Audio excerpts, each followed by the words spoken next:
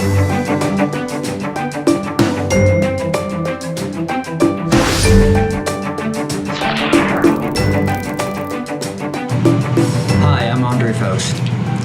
today I'm going to be talking about a topic that we've probably been talking to ad nauseum: human interference in our environment, the effects that our behavior has on our short-term and long-term environment. But what gave me the idea to bring this up, even though I say it's to ad nauseum, was a piece of correspondence that I received from a colleague from down the American way, one of my American cohorts, I guess you could call.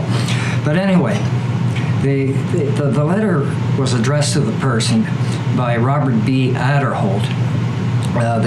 He's a member of Congress. He's actually a Republican for the 4th District in Alabama. Anyway, my cohort had, they wrote a letter to him in regards to the energy policies, and here's what his response was. Thank you for contacting in regards to the future of energy and climate policy. I welcome the opportunity to respond, were his words.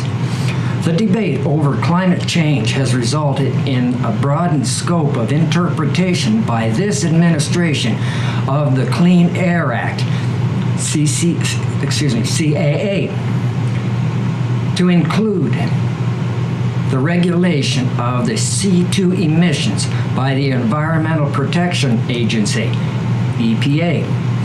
This interpretation has given the EPA far-reaching authority without the permission of Congress, meaning that the EPA can do whatever it pleases, if we interpret that word for word.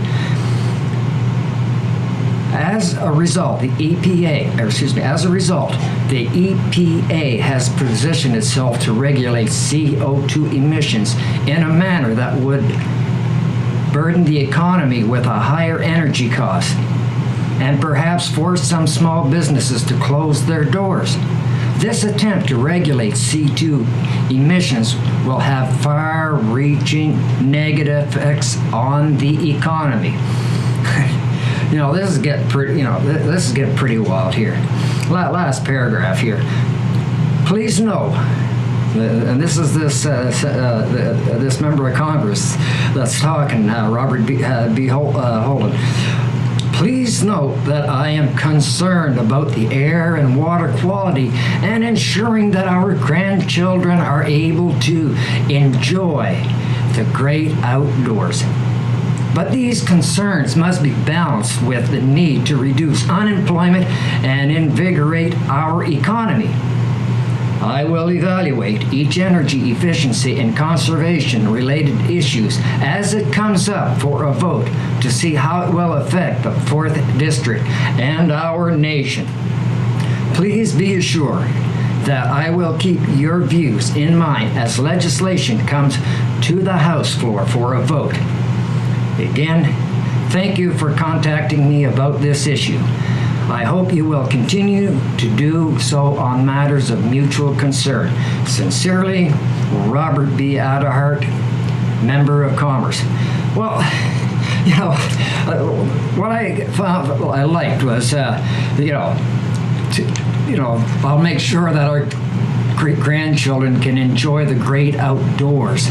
Well, he's missing the point, because the energy problem, the environmental problem, has really nothing to do with the enjoyment of the great outdoors. What it has to is that our environment isn't compromised that will jeopardize our own existence, or at least compromise our health.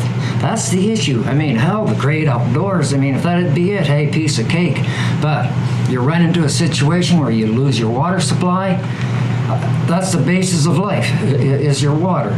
And the higher up the food chain you are, the more dependent you are to water. So he's missed the point, just seeing it from the point of the great outdoors. Like I say, if it'd be just a great outdoor, hey, go ahead, put up your burners and whatnot. But it isn't that. It's, we as a species will suffer from it. Now, I know there's people who argue and say, well, climate change is a myth,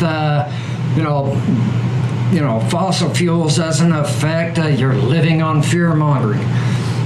Well, the physics of today, does tell us, and it does demonstrate the two differences. One, the natural occurrences just by the existence of the Earth, to how we can get climate change and some degradation. But that same physics also shows human intervention. So anyway, I leave you with this thought. Till then.